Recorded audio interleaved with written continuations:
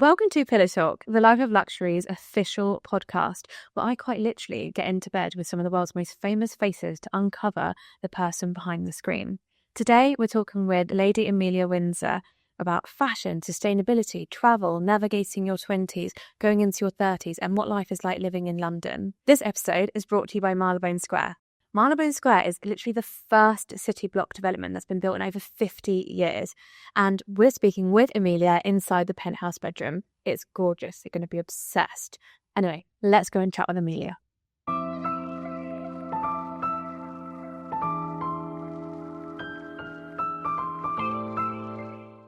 You turned 30 in August, and being in your 20s is all about kind of self-discovery.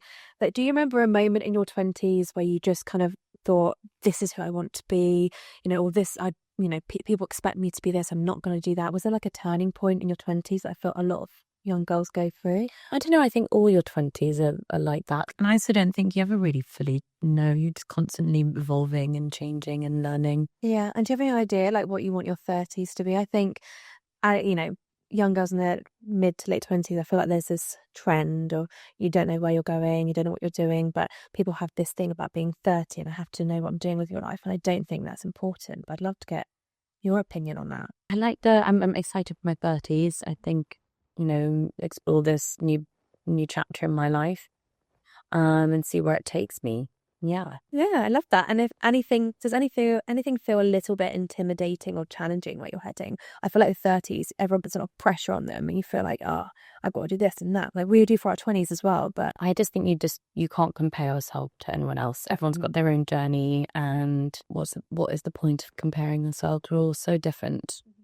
And I think it's just going with the flow and just trusting that you'll get to where you need to be in eventually. Love that. Well, my next question was going to be, what is a lesson your 20s have taught you that you wish your younger self knew? But I think you kind of just answered that. Stop overthinking. Yeah. Stop judging yourself too much. Be nicer to yourself. I think we're all so critical of ourselves, and it's not good for us. We need to be kinder to ourselves. 100%. And often other people don't see that. It's just yourself that sees that, and it's not even a flaw. It's just you've created a flaw in your head that doesn't even exist. Yeah. You made a really fascinating kind of choice in your early 20s. Like instead of rushing into the expected, you kind of stepped back and carved space for yourself. You went, didn't you spend time in India and Thailand? And that was before I went to uni. I had a year in between, which was great. I'd love to do some more traveling there because I was so young at that point. I wasn't really appreciating it fully. But yeah. And what kind of drew you to that? Was it kind of stepping away from the familiar, immersing yourself in different cultures?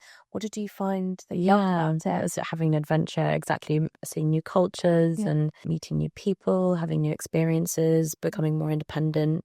And Love that. And then you went to uni and you studied, was it French and Italian at Edinburgh? Yes. How did you find that? Oh, I loved it. It was amazing. Again, learning about different cultures and history and the literature behind the places was fascinating. And Edinburgh is an amazing place. It's so beautiful. Yeah, and when you look back on that, chapter, no longer through the lens of youth, like you were talking about, but kind of with the awareness that you have today, what do you think that time gave you? Do you think it added any value to your life?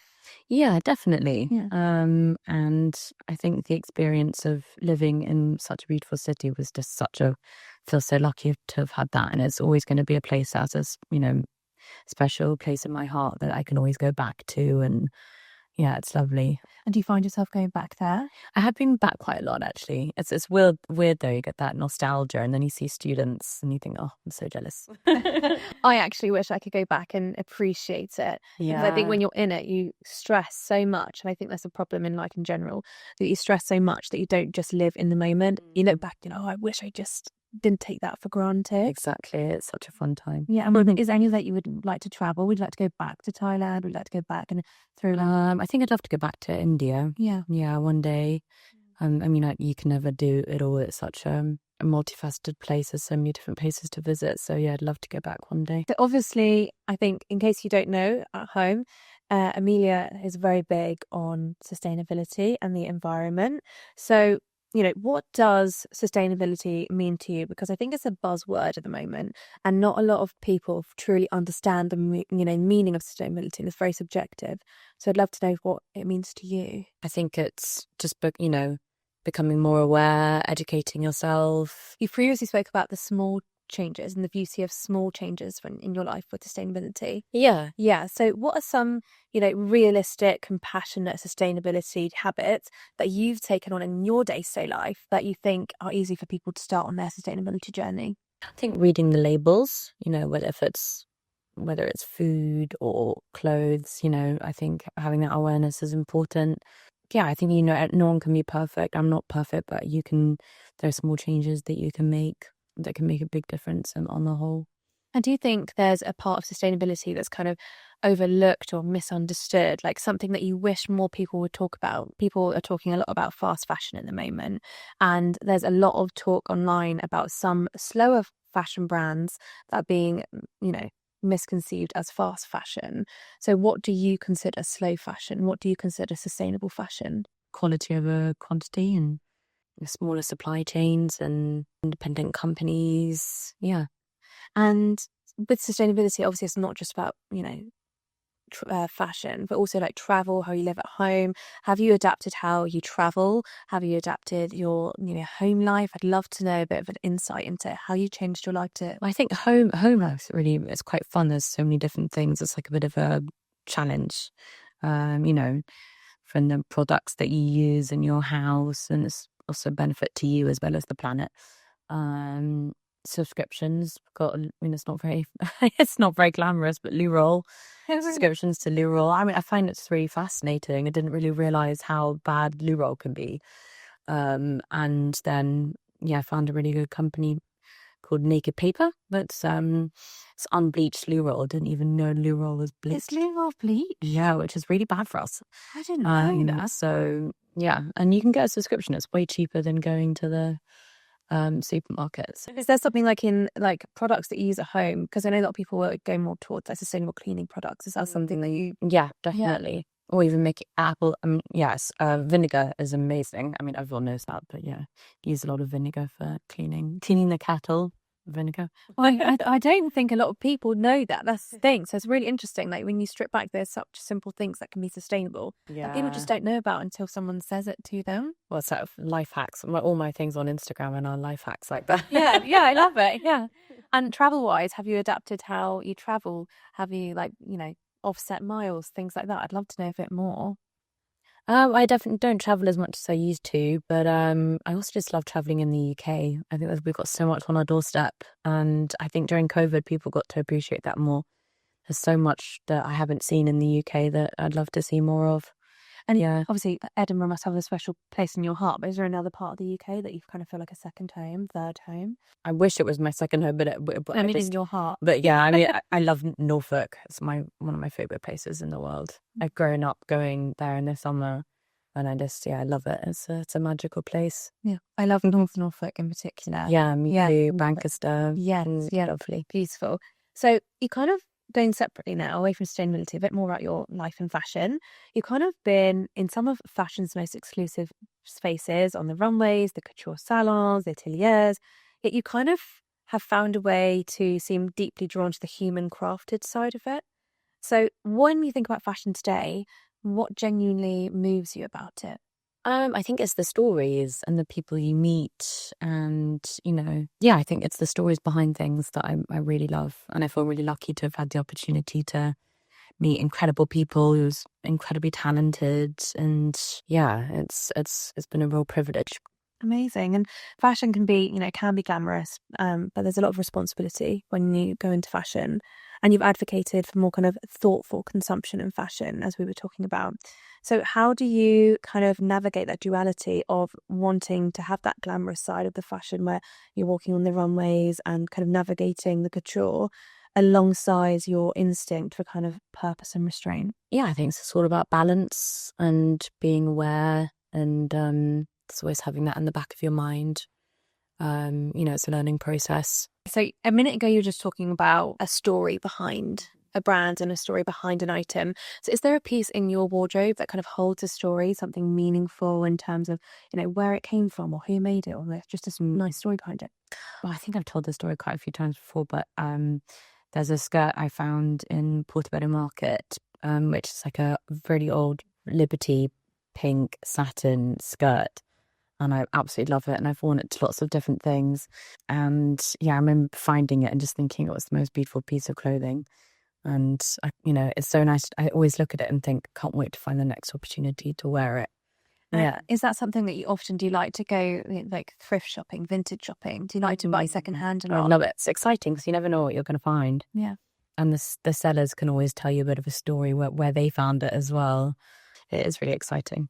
And is there like a certain country or place or a particular area of London where you love to find the best thrift shopping items? Ooh, good question. I mean, charity shop wise, Notting Hill has some pretty good charity shops. Yeah. Farah is one of my favourite charity shops. They've got an amazing one in Angel, actually. It's huge. Oh, really? Yeah, and you can find some really cool pieces in there. Oh, wow. I love charity shopping.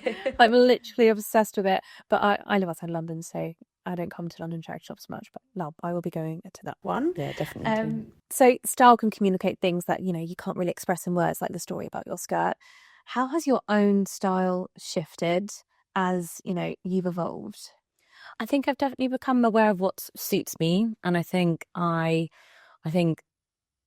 love to feel comfortable in my clothes, and sometimes when things are restrictive and it doesn't make me feel at ease. And I always just now know if things don't make me feel comfortable, then I'm not going to be able to be myself. So I think I now just realize that comfort is important. Could not agree more. I think especially, as I've gotten older as well, like comfort is my number one. If you feel uncomfortable in something, it just puts you in a bad mood. Yeah. And you're just like feeling itchy and you want to move all day. And it's just, you can't ever relax. And especially when tags start going and you can't deal with it. It's just too much to deal with. And is there a designer or kind of creative mind whose work has genuinely changed the way that you see fashion? Oh gosh, I think when I was really honoured to work as an intern with Asdi Nalaya when I was on my year abroad in Paris. And I mean, I felt so lucky to have met him and to have seen to have learned about his impact in the fashion world. So yeah, for me, that was probably one of the special moments. And do you have a special place in Paris that you have fond memories of from when you spent a year abroad there? I mean, vintage shopping in the Marais is amazing. Yeah, they have these huge kilo shops full of the most insane pieces. Any nice restaurants that you recommend? Oh gosh, I haven't been to Paris in ages. I feel like because it's so close, sometimes you just don't end up going. I find this a lot. Like it's just one train away, and because it's so convenient, you're just like, I can do it another time. And it always my mind. I'd love to go back soon. Yeah, next trip booked. Yeah. So London. Now talking about London, actually separately, London is kind of one of the most exhilarating and overwhelming cities. They're all surrounded by movement, stimulation, expectation. How do you personally create moments of stillness in a city that never stops? Oh, well, mornings are really important to me. I'm definitely an early bird, early riser. I like to just not be on my phone in the first part of the morning. I like to go on a walk around the block just to get that morning sunlight. I write a diary in the morning. It's not very interesting. I just kind of say what I did the day before. I find it as a good memory job. No, nothing like that. It's like, then I did this and then I did that. But I actually quite like it as a memory job, being like, oh yeah, I did that. And oh, that moment was really nice. And it's a nice way to remember all the little moments that you might have brushed over in your head. That's true, actually. I think because sometimes we often think of bigger picture, but if you look back and think of the little things, you find more positivity. Yeah, like the nice person you spoke to in a coffee shop or, something nice like that. You said that you get up and you do not go on your phone in the morning. Is that what you said? Or No, for the first hour, I tried to not go on my phone. Oh, I wish I was like that. Really? Yeah, I'm on it so much. I just need one bit of time just to wake up and be present in the day and then go on it. Because otherwise you're on it all day. So true. Yeah. And once you start, the scrolling just doesn't stop. Yeah. You don't realise that you're in a doom scroll. Cross-eyed. Yeah, exactly.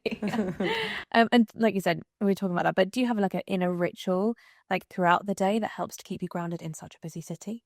I think breath work, if you're ever feeling a bit overwhelmed or anxious, just taking a minute to breathe and doing some breathing exercises.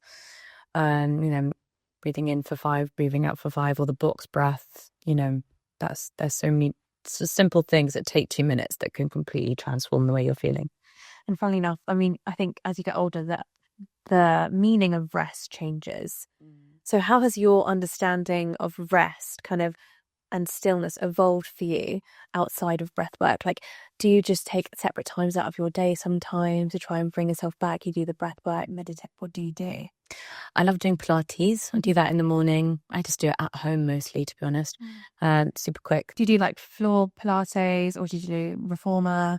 Oh gosh, we definitely don't have a reformer machine at home, but But everyone, But- do you know what? They're actually, selling really good at-home reformer machines now. oh nice. So Wow. I sent our gift card. Sent our gift card actually for Christmas, and it honestly is game changer because you can do Wow. reformer at home. Yeah. Because sometimes I can't be bothered to get up and go to the reformer studio. Oh, especially if it's raining outside. Exactly. Do you want to go out right now to go to reformer? No. But I do have. But I do like the team feeling of doing a class. It's quite like, Yeah, that's true. that's quite nice, that feeling. Someone's hold you accounting it when you're not doing it. Yes, exactly. Yeah. Yeah. Yeah. Well, love that you do Pilates. Yeah, both. Yeah. Yeah. So, and also in a world where, we're talking about content, you always have to be on your phone all the time. In a world where it demands constant visibility online, how do you protect your emotional space? It's just about making sure you have time to not be on it, and turning it off at some point during the then I make sure I have it off an hour before I go to bed. And I love reading before bed. I love, getting lost in a story. Always helps me switch off and just calm down a bit. Any book recommendations that you like? I read a book called Greta and Valden a couple of months ago that actually has just stuck with me as hilarious, and I really recommend everyone reading it. Okay, I'll give it a go. What kind of emotional home are you trying to build for yourself right now? Like, not physically, but like more internally. I think just living in the present, feeling grateful, positive and optimistic. Yeah. We talk a lot about modern luxury and the life of luxury and how we're trying to redefine luxury. Luxury isn't about a price tag.